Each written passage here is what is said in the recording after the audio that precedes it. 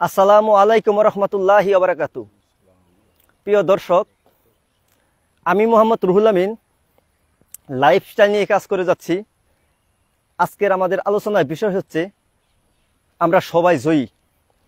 প্রিয় দর্শক, আপনারা জানেন আমরা যখন স্পার্ম হিসাবে আমাদের মায়ের গর্ভে আসি তখন মিলিয়ন মিলিয়ন শুক্রাণুর সাথে আমরা যুদ্ধ করে আমরা কিন্তু ফার্স্ট হয়েছি।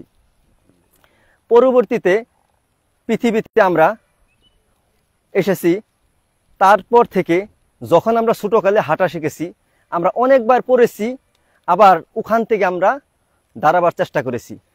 আস্তে আস্তে আমরা হাঁটা শিখেছি, একসময় দৌড় শিখেছি।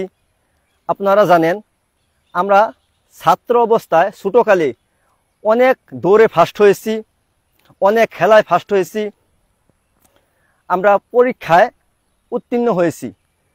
প্রিয় দর্শক, আমরা যখন কর্মজীবনে প্রবেশ করেছি তখন অনেক পরীক্ষায় আমাকে সেরা হয়ে তারপর আমাকে কর্মটা পেতে হয়েছে। তাহলে আমরা এখন কেন জানি দিনের দিন নিজের প্রতি আস্থা হারিয়ে ফেলেছি। প্রিয় দর্শক, আপনারা সবাই জয়ী।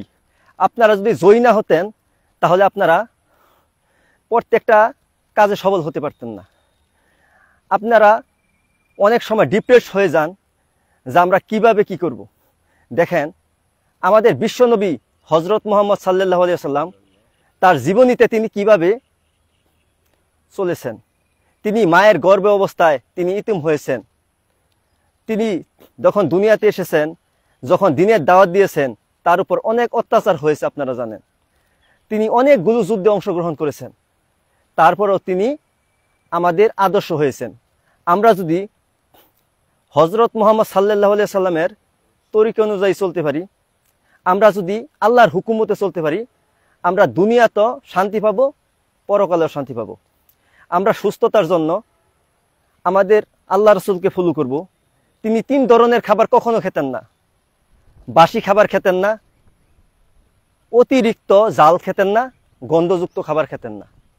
আমরা যদি হুজুর পাক সাল্লাল্লাহু আলাইহি সাল্লামের আদর্শ অনুযায়ী চলতে পারি, আমরা দুনিয়াতেও শান্তি পাবো, পরকালেও শান্তি পাবো। আপনারা যাদের সুযোগ আছে, হুজুর পাক সাল্লাল্লাহু আলাইহি সাল্লামের অনেক জীবনী আছে, এই বইগুলো পড়তে পারেন। এবং যারা হক্কানি আলেম আছে তাদের পরামর্শ নিয়ে আপনারা ইবাদত করতে পারেন এবং শারীরিক চর্চা করতে পারেন। আপনারা যে যেখানে আছেন আপনারা আমাদের ভিডিওগুলো শেয়ার করবেন, যেন আপনাদের বন্ধুবান্ধব আত্মীয় স্বজন ভিডিওগুলো দেখে উপকৃত হয়। পাশাপাশি আপনারা কমেন্ট করে আমাদেরকে উৎসাহ দিবেন, আমরা যেন আপনাদের জন্য এরকম ভিডিও বানাতে পারি। আপনারা সবাই ভালো থাকুন, সুস্থ থাকুন। দেখা হবে অন্য এক ভিডিওতে। আসসালামু আলাইকুম রহমতুল্লাহি ওয়া বারাকাতুহু।